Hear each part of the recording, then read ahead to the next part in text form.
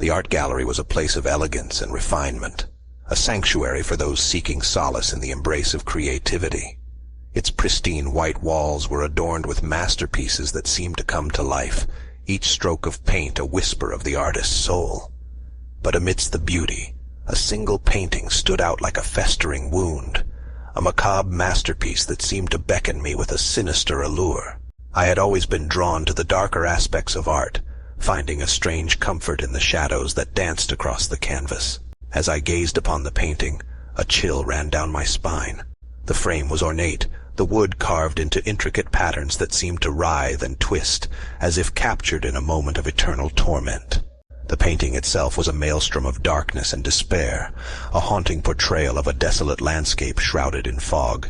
In the center of the painting stood a decrepit mansion, its windows shattered and its walls crumbling into decay. The sky above was a swirling vortex of charcoal and ash, an ominous presence that seemed to devour all light. But what truly captivated me were the figures that loomed in the foreground, shadowy, elongated beings with twisted features that sent a shiver down my spine. As I stood before the painting, I felt an unexplainable compulsion to reach out and touch it, to feel the texture of the brushstrokes beneath my fingertips. With trembling hands, I extended my hand towards the canvas, the tips of my fingers grazing the surface. The moment our skin made contact, a jolt of electricity coursed through me, sending my heart racing. The room seemed to blur around me, the sounds of the gallery fading into an eerie silence.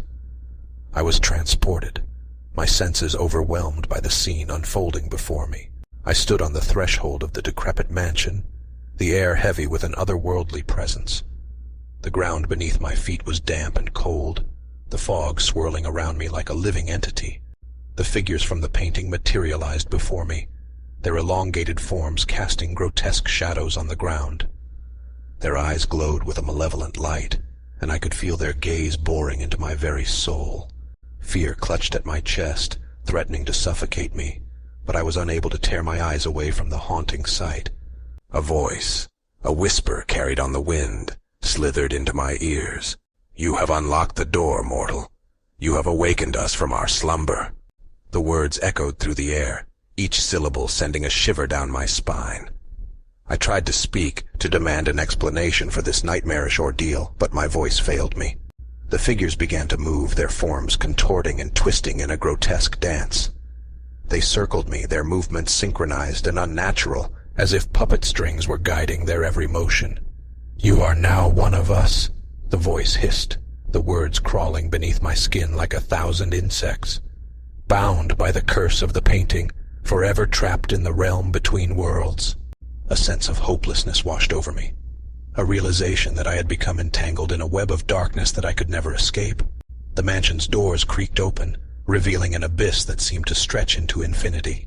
The figures urged me forward, their elongated fingers curling around my wrist with an iron grip. "No!" I screamed, my voice finally breaking free from its prison. But my cries were swallowed by the void as I was dragged towards the gaping maw of the mansion. The darkness enveloped me, its icy fingers wrapping around my body, pulling me deeper into the abyss. Time became a blur. Reality twisted and distorted as I tumbled through the void. My mind was a whirlwind of terror and confusion, my senses overwhelmed by the suffocating darkness.